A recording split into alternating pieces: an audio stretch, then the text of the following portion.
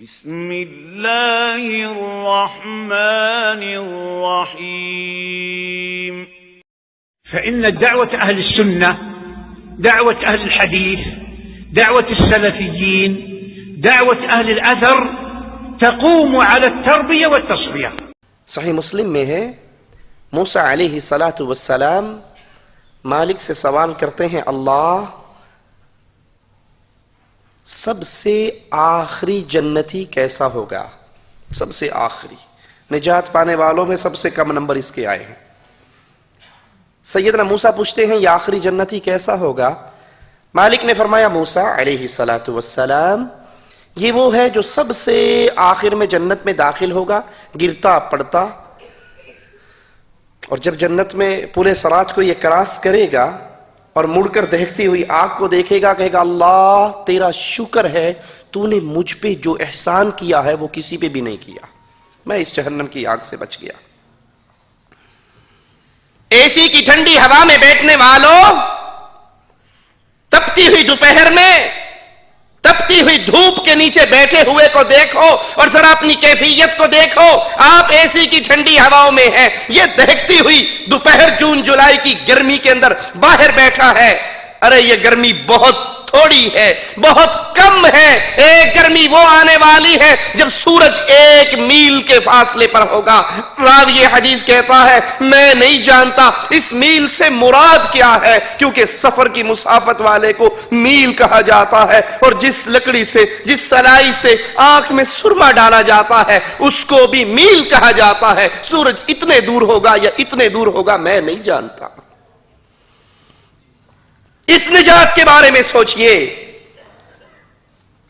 Heater لگوانے والوں سردیوں میں، اے سی لگانے والوں گرمیوں میں، ململ کے کپڑے پہننے والوں گرمیوں میں، گرم اونی لباس اوڑھنے والوں سردیوں میں، یہ موسم کٹ جائیں گے، یہ موسم گزر جائیں گے، یہ ایام ختم ہو جائیں گے۔ ایک گھڑی وہ آنے والی ہے جب یا دہکتی ہوئی آگ ہے یا جنت کی نعمتیں ہیں۔ اس کے لیے کبھی فکر، اس کے لیے کبھی سوچ، اس کے لیے کبھی پلاننگ، اس کے لیے کوئی ٹینشن، اس کے لیے کوئی ارادہ؟ وہ پورے صراط کو کراس کرنے کے بعد کہے گا اللہ تیرا شکر ہے تو نے اس دہکتی ہوئی آگ سے مجھے بچا لیا۔ حدیث میں آتا ہے تھوڑے فاصلے پر ایک درخت نمودار ہوگا، بڑا خوبصورت، بڑا سائیدار۔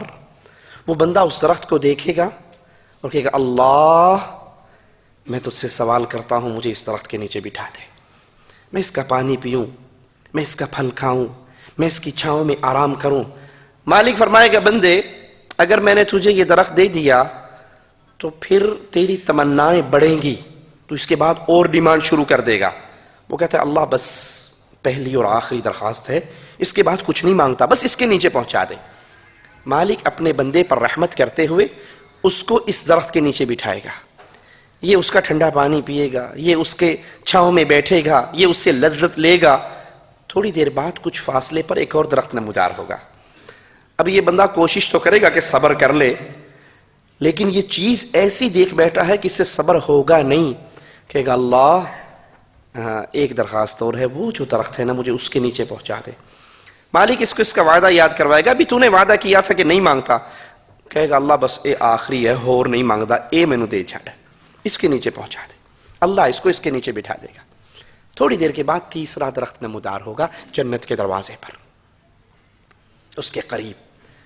یہ کہے گا اللہ وہ جو درخت ہے نا اگر مجھے اس کے نیچے پہنچا دے۔ مالک کہے گا بھی تو نے وعدہ کیا، کہے گا تیری عزت کی قسم یہ آخری اور کچھ نہیں مانگتا، بس یہ آخری۔ اللہ کہے گا چل اس کے نیچے بیٹھ جا۔ یہ اس درخت کے نیچے بیٹھے گا۔ اہل جنت، جنت کی نعمتیں، جنت کی نہریں، جنت کی لذتیں۔ امام الانبیاء علیہ السلام نے فرمایا ایک بالشت جگہ جنت کی دنیا اور دنیا میں جو کچھ ہے مل کر بھی اس کی قیمت ادا نہیں کر سکتے۔ جنت، جنت، اللہ تجھے تیرے پیارے چہرے کا واسطہ ہے مولا کہ جتنے تیرے گھر میں بیٹھے ہیں اللہ ہم سب سوال کرتے ہیں مالک ہمیں قیامت کے دن جنت الفردوس میں جگہ اپنی رحمت سے عطا فرمانا۔ وہ کہے گا اللہ بس اور نہیں مانگتا، آخری ہے۔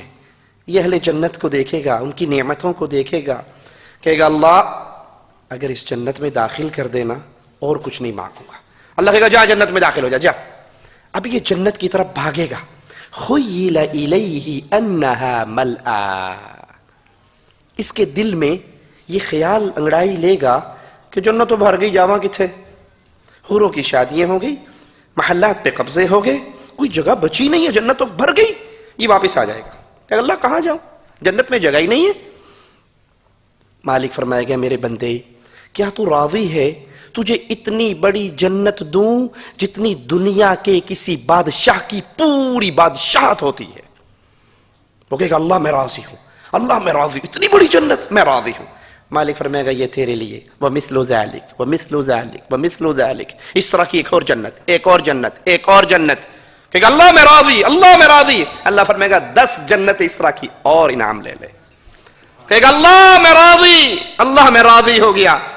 مالک فرمائے گا بندے مانگ، کیا مانگتا ہے، کیا تیری تمنائیں ہیں، کیا تیری خواہشات ہیں؟ بندہ کہے گا اتنی جنتیں ملنے کے بعد اللہ پھر کہہ رہا ہے اور کیا مانگتا ہے؟ وہ اپنی ساری ڈیمانڈ کی لسٹ شروع، اریدو کذا اریدو کذا اریدو کذا، یہ بھی دے دے، یہ بھی دے دے، یہ بھی دے دے، یہ بھی دے دے۔ میں اللہ کہے گا تیرے لیے دے دیا، یہ بھی تیرے لیے۔ بندے کی ساری تمنائیں ختم۔ مالک کہے گا بندے مانگ، کہے گا اللہ بس اب مانگنا ہی نہیں آتا، جتنا مانگنا تھا مانگ لیا، وہی کوئی ڈیمانڈ ہی نہیں ہے۔ مالک اس کو اپنی نعمتیں خود یاد کروائے گا، اولا تريد کذا، بندے فلاں نعمت نہیں چاہیے، اريد کذا، ہاں یہ بھی چاہیے، جا یہ بھی تیرے لیے، جا یہ بھی تیرے لیے، یا عبدی سل منی کذا، یہ مانگ لے میں تجھے دے دوں گا، یہ مانگ لے میں تجھے دے دوں گا۔ بندہ مانگ رہا ہے، اللہ دے رہا ہے۔ سیدنا موسیٰ علیہ السلام کہنے لگے اللہ یہ جنت کا آخری جنت یہ ہے، یہ نجات پانے والوں میں 33 نمبر لے کر پاس ہوا ہے، سٹار لگا کر پاس ہوا ہے، یہ سب سے کم درجے کا جنتی ہے۔ اللہ جو سب سے اعلیٰ درجے کے جنتی ہیں ان کی شان کیا ہے؟ مالک فرمائے گا موسیٰ علیہ السلام وہ تو وہ ہیں جن کو میں نے وہ کچھ عطا کرنا ہے جو نہ کسی کان نے سنا ہے، نہ آنکھ نے دیکھا ہے، نہ کسی کے دل اور دماغ پہ اس کی سوچ ہی آئی ہے۔ نجات پانے والے وہ انسان جو جہنم کی آگ سے بچ گئے، جو دنیا کی زندگی 70 سال 80 سال گزارنے کے بعد جہنم کی آگ سے بچ کر رب کی جنتوں میں داخل ہو گئے۔